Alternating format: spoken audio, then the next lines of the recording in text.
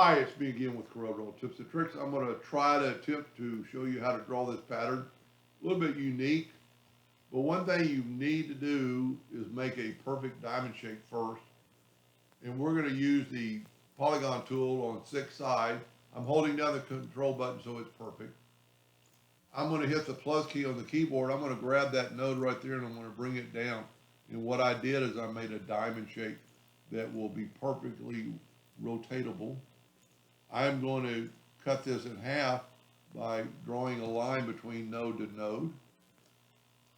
I'm going to take the Smart Fill tool and I'm going to fill in that shape. And by doing that, so now I have an equal section, I'm going to move the center rotation of this right at the top. I'm going to Control D and make a duplicate, and I'm going to rotate it 120 degrees. And then hit Control D again, and you've got it. Now we can do anything we want to this. These 3 parts are still separated.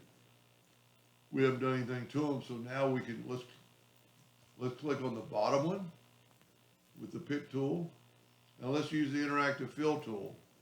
And let's just go from there to there and give it a little bit of that. Now you could do that all the way around, or you could change colors.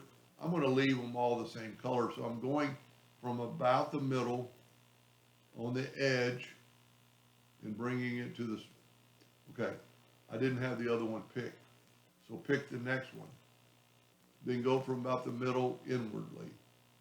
And what I'm doing, and then you could basically pick this one now, interactive fill tool from that edge.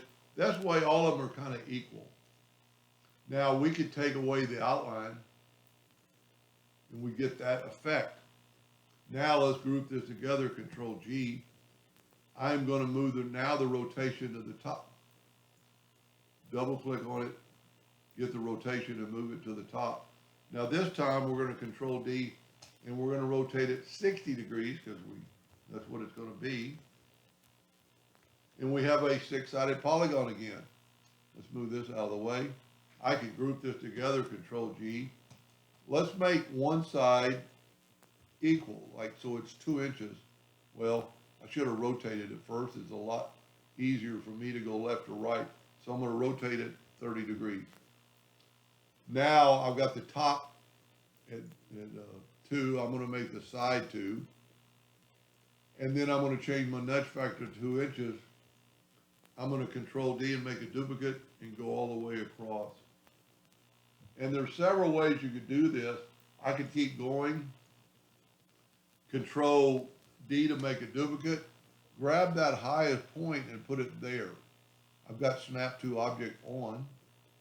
Now instead of just Control D and kept going down stair step, I can Control D the whole thing again and then come straight down. And what I'm getting is now I can go with and if I want it wider, Control D, grabbing like that inside low point and going to the high point.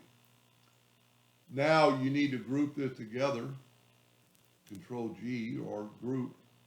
Let's get a 6-sided polygon and let's look at it. And I hit P, put it in the center of the page. And if you probably did it by number, you get it. I want it on that edge. So we can just kind of manually move it over there. And it's not really going to work. I'm going to hold down the Shift key and make it a little bit larger. What I'm trying to do is get even polygons inside there.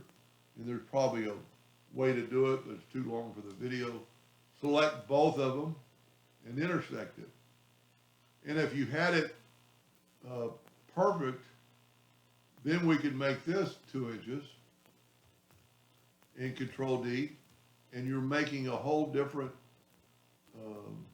now you've got smaller and smaller. Now we're not meeting in the middle because I didn't do a very good job of getting it equal, but it's still a cool effect because if you just did what I did before, I'm hitting the plus key, going down. That's a pretty cool, intricate pattern. Anyway, I hope that helped a little bit, and thank you for watching.